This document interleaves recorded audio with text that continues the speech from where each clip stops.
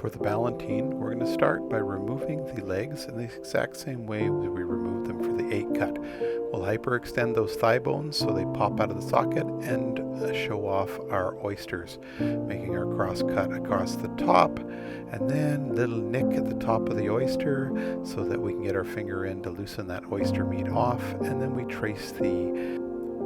follow the carcass all the way down, removing the legs intact, ensuring that that oyster remains attached to the leg.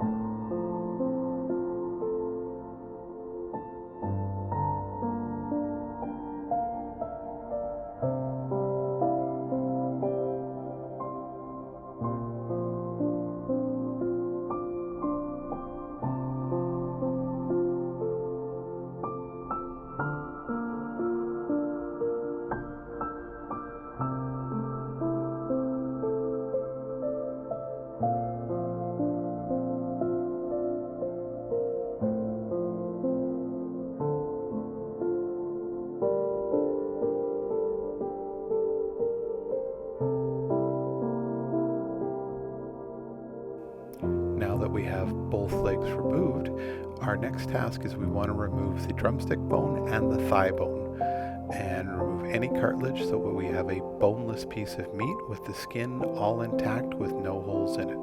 We can start by tracing down the bones all the way down to the bottom of the drumstick on both sides.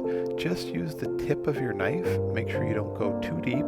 The maximum depth you want to go is the thickness of that bone so that you can come back and get underneath it here. Notice around the joint right here, he's trying to go between the kneecap and the bones, leaving the kneecap attached to the meat for now.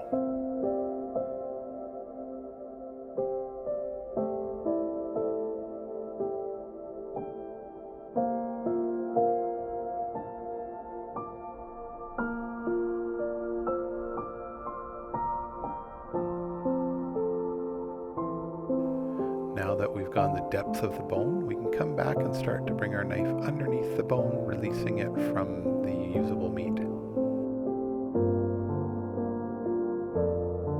You could separate the thigh bone from the drumstick at this point if you would like, but I find it easier to leave it attached, and as you can see, it makes a pretty good handhold.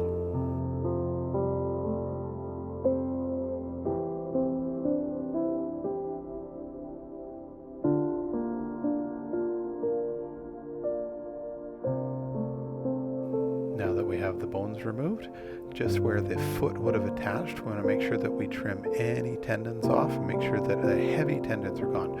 We don't need to remove every last tendon that are out there, but if you've ever eaten fried chicken leg, you know that little tendon at the end there, we want to make sure that's removed. The next, we're going to go back and remove the kneecap.